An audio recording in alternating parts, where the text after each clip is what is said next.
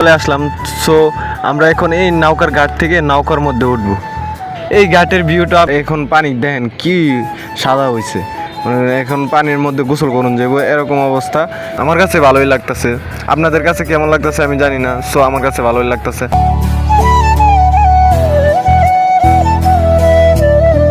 আসসালামু আলাইকুম গাইস, তো সবার কি অবস্থা? আশা করি সবাই ভালো আছেন। সো গাইস, আমিও আপনাদের দোয়ায় অনেক অনেক ভালো আছি। তো আরেকটি নতুন ভিডিও নিয়ে চলে আসলাম, আমি মিস্টার মমিন। তো আর কথা না বাড়িয়ে চলুন শুরু করা যাক।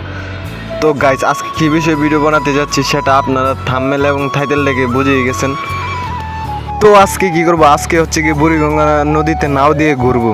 তো আপনারা দেখতেই থাকেন। বুড়িগঙ্গা নদীতে নাও দিয়ে ঘুরলে নাকি অনেক মজা লাগে, তাহলে চলুন শুরু করা যাক। তো গাইস, ফাইনালি চলে আসলাম ঘাটে, এই নৌকার ঘাটে চলে আসলাম। সো আমরা এখন এই নৌকার ঘাট থেকে নৌকার মধ্যে উঠবো। এই ঘাটের ভিউটা আপনারা দেখতেই পারতেছেন, কত সুন্দর লাগতেছে, এক কথায় ওয়াও। আর এখানে যত নৌকা আছে সব হচ্ছে ছোট ছোট নৌকা। আর বুড়িগঙ্গার মাঝখান দিয়ে যে নৌকাগুলা যায়, সব নৌকা না সরি জাহাজগুলা যে যায় সবগুলো হচ্ছে গিয়ে বড় বড় জাহাজ, কার্গো, স্টিল বডি, মনে করেন যে অনেক বড় বড় নৌকা টৌকা জাহাজ যা। আর এন থেকে গাড়ির থেকে মনে করেন যে পার করে হলে গিয়ে ছোটো ছোটো নৌকা দিয়ে।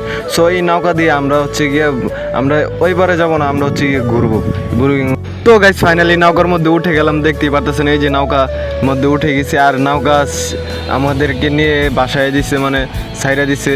সো গাইস, নৌকার মধ্যে উঠে এই যে দেখেন বুড়িগঙ্গা নদীর ভিউটা দেখেন আপনারা, এক কথায় ওয়াও, দেখতেই পারতেছেন। আর কি সুন্দর পানি এখানে, মানে বুড়িগঙ্গার পানি তো এখন সুন্দর হয়ে গেছে পানি। এই আমগর এইদিকে আইসে দিকে পানি এইদিকে সুন্দর হয়ে গেছে, নাইলে এই বুড়িগঙ্গার পানি যেই কালোর কালো, আরে বাবারি বাবা না। আর এখন পানি দেখেন কি সাদা হয়েছে, মানে এখন পানির মধ্যে গোসল করুন যাবো এরকম অবস্থা। তারপরও দেখতেই পারতেছেন, তারপরও কুচু কুচু কালো লইছে। তারপর এই তো সমস্যা নেই, আরও পানি বাড়লে আরও কালো হয়ে যাবে, সুন্দর হয়ে যাব, ঠিক আছে। সো দেখতেই পারতেছেন বুড়িগঙ্গা নদীর ভিউটা দেখেন আপনারা ভাই, ভিউটা সেই লাগতেছে আমার কাছে ভিউ। সো গাইস, আপনারা একটু এইখানকার সৌন্দর্য এবং ভিউটা একটু উপভোগ করুন।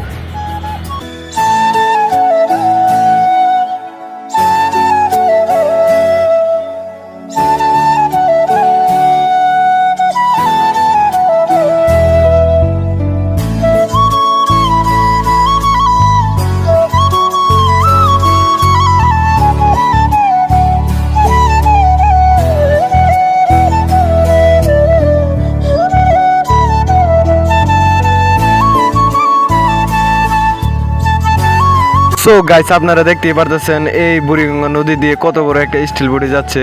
সো গাইস, আমরা আরেকটা স্টিল বডির দ্বারা আসলাম, সেই স্টিল বডির দাঁড়িয়ে গিয়ে উঠবো, ওইটা পরে কিছুক্ষণ ওইখানকাই বসবো, বৈশা পরে গফটপ করে আবার চলে আসবো। সো গাইস, আমরা আবার এই চলে আসছি।